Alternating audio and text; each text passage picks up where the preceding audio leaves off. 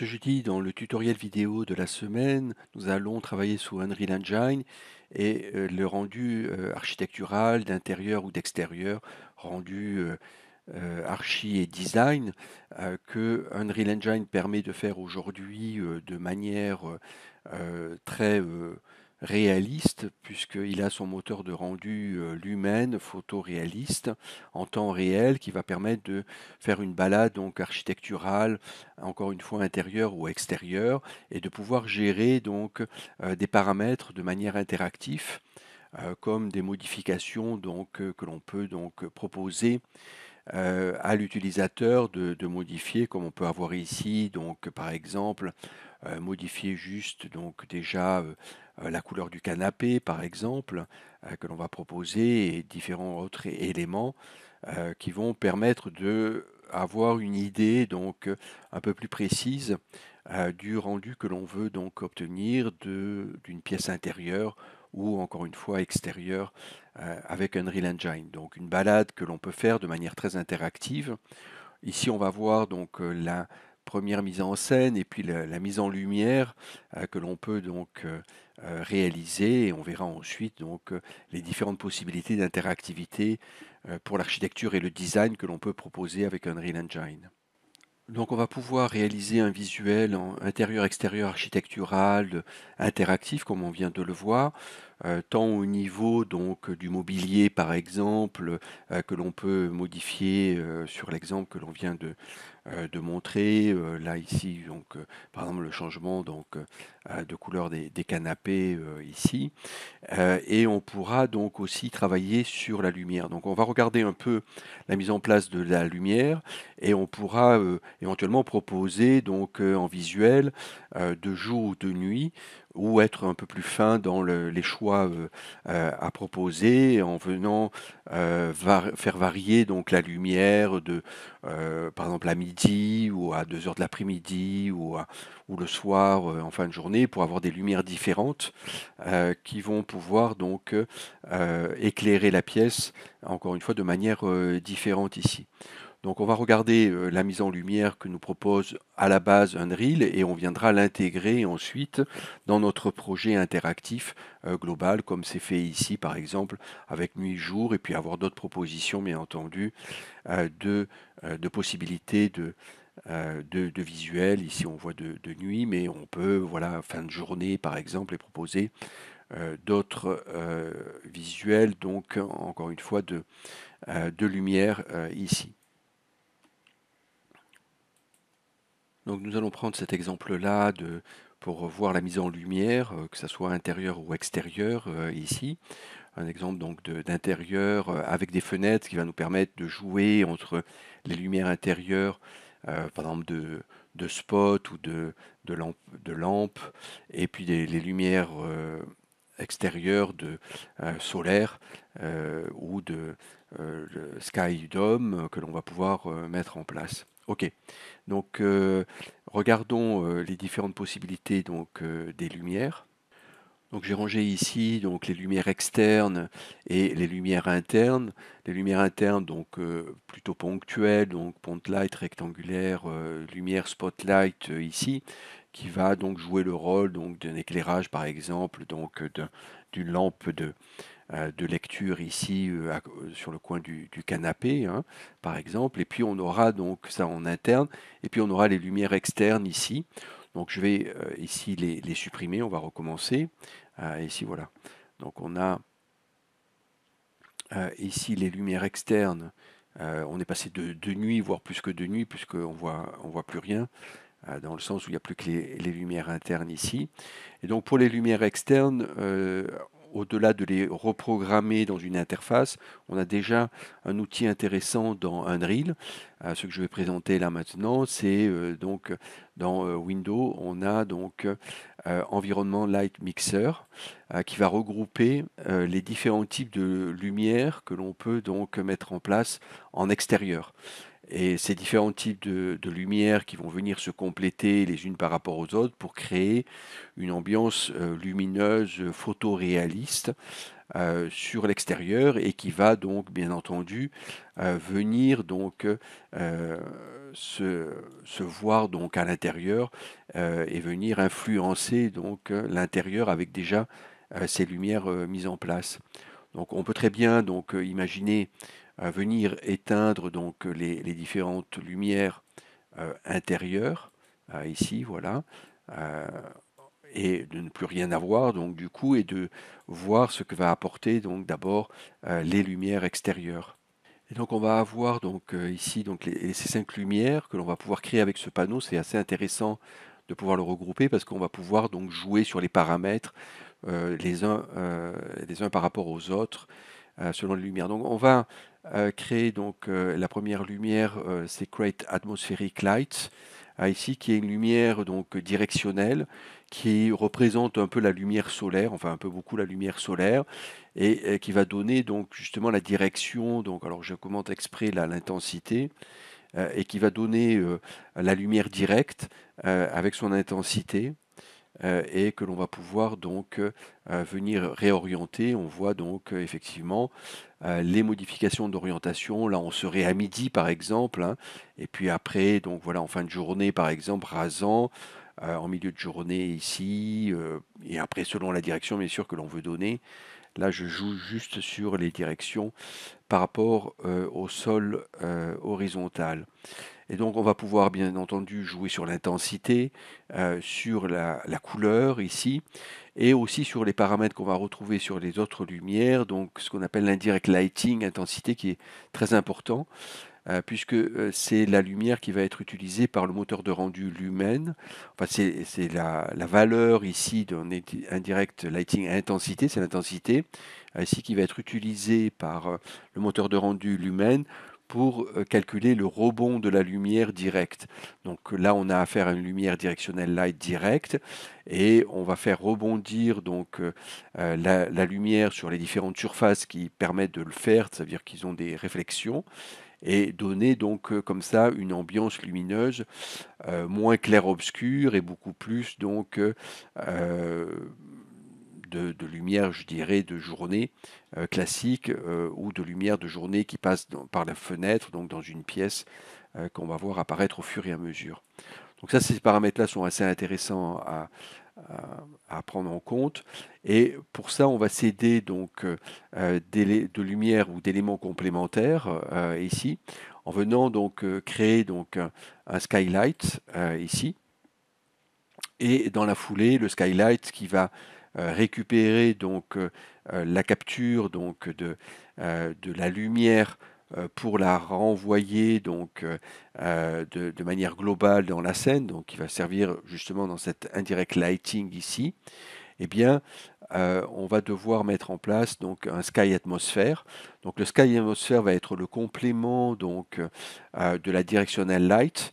Le sky atmosphère a joué le rôle donc du ciel bleu nuageux ou pas nuageux du ciel et le directional light va jouer le rôle de la lumière solaire. Et donc voilà le résultat qu'on obtient donc maintenant à l'extérieur, hein. Donc on a effectivement donc les un rendu naturel d'extérieur ici au niveau du ciel, avec encore une fois la directional light ici, qui va voilà, fonctionner en termes d'intensité et que l'on va régler donc en fonction donc du sky atmosphère ici où on va avoir donc différents paramètres sur lesquels je ne vais pas les passer en revue parce que c'est relativement long, mais qui vont permettre donc de définir le sky atmosphère, donc l'ambiance, par exemple le bleu du ciel, l'absorption donc de la lumière, voilà, différents paramètres qui vont faire qu'on va obtenir donc quelque chose d'assez réaliste. Maintenant, si on veut compléter, donc on voit à l'horizon qu'on a du noir ici.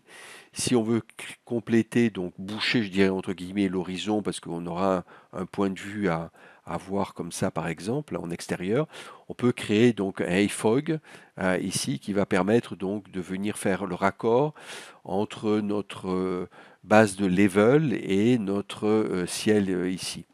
Donc ce AFOG est intéressant parce qu'il vient compléter donc ici avec un AFOG intensité ici plus ou moins important, donc ici il est relativement faible et il se voit qu'au loin, qui vient compléter donc le rendu général ici.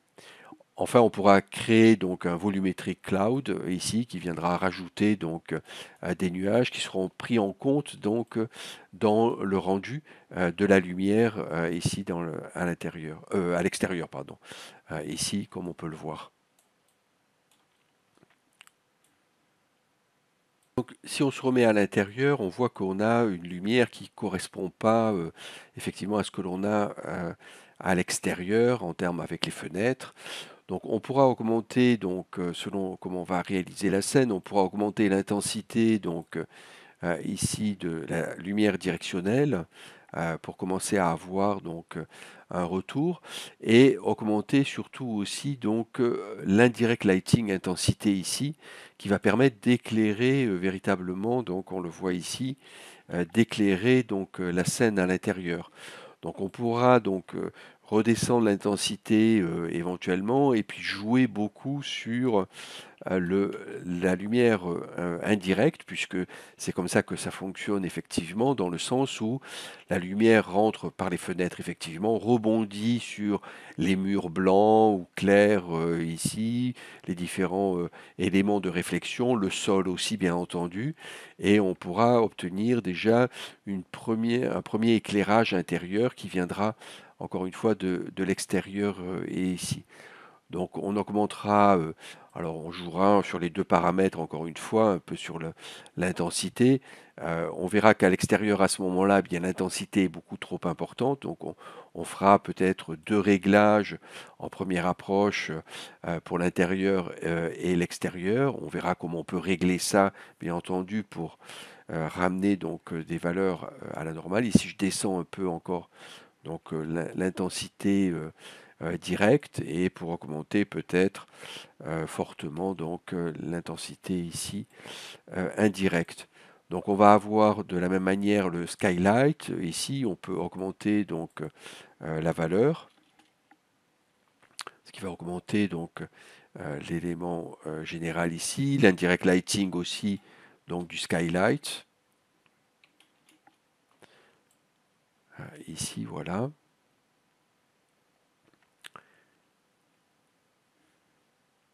Et enfin, on pourra imaginer pour compléter donc et pas trop augmenter la valeur d'intensité ici à l'extérieur, au cas où on veuille donc venir donc ici sur l'extérieur, effectivement. Donc on va venir ramener donc avec des valeurs plus faibles ici. Et donc en revenant sur des valeurs donc d'intensité plus faibles ici pour avoir l'extérieur de manière classique, je dirais, en termes d'éclairage, on va effectivement donc avoir à ce moment-là moins de, même si on remonte encore l'indirect lighting de manière assez forte, on aura quand même quelque chose de relativement donc faible ici. Donc on verra que dans la visualisation, on peut très bien intervenir pour remonter le niveau général, notamment ici dans le voilà, on peut venir régler donc la valeur donc d'exposition EV100 ici pour venir donc jouer là-dessus. On verra dans un prochain cours comment on peut régler ça. Là, je me remets en mode de game sitting qui est défini dans le projet que l'on a défini. Et puis donc par rapport à l'équilibre que l'on a donc à l'extérieur et à l'intérieur, on va venir ajouter donc ces lumières intérieures justement qui vont nous permettre donc on va retrouver donc ici les lumières extérieures post-process directionnel, hop c'est celle-ci que l'on va donc je repose dans les lights ici externes, ok, et puis les lights internes que j'avais coupés, je vais les remettre ici pour retrouver donc voilà.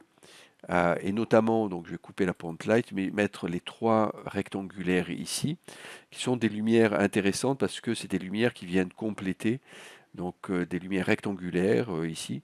Donc pour retrouver les lumières, on a, on a la possibilité de les trouver ici, place Actor, Light, on a les différentes lights ponctuelles ici et non ponctuelles aussi. Et on peut les retrouver aussi dans Windows. On a vu qu'on avait environnement Light Mixer qui est encore ouvert, et on a Light Mixer tout court qui lui va prendre en charge les lumières internes ponctuelles, alors éventuellement, et la lumière directionnelle light qui est une lumière qui n'est pas ponctuelle mais qui est une lumière de type directionnel ici qui est proposée dans la liste du light mixer. Donc ici on va s'intéresser au light interne et on a les différentes lumières ici qui sont donc que l'on peut venir sélectionner ici pour les retrouver ensuite donc en detail ici directement pour pouvoir les régler. Donc la lumière rectangulaire ici est assez intéressante pour la mettre donc au niveau des fenêtres pour venir rajouter de l'intensité rentrant par les fenêtres. Donc comme si la lumière solaire faisait rentrer une intensité plus importante ici.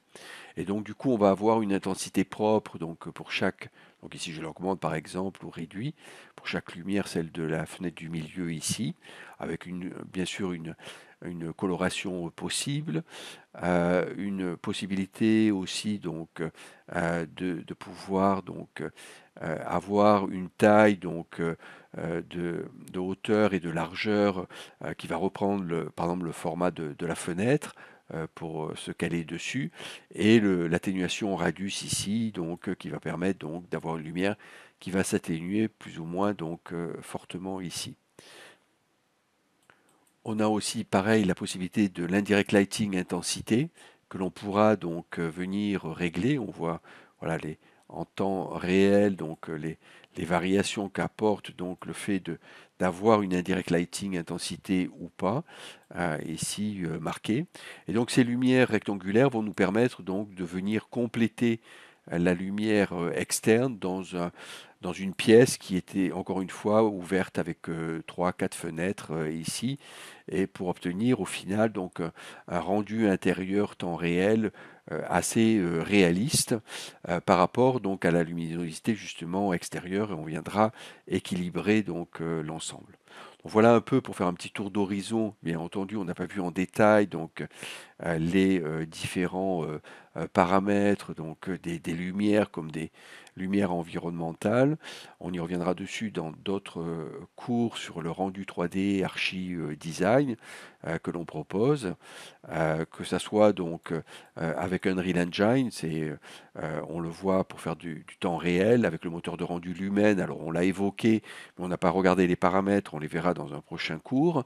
Les paramètres du moteur de rendu Lumen, photoréaliste, qui permet d'obtenir un visuel donc aujourd'hui pour l'architecture et le design très intéressant.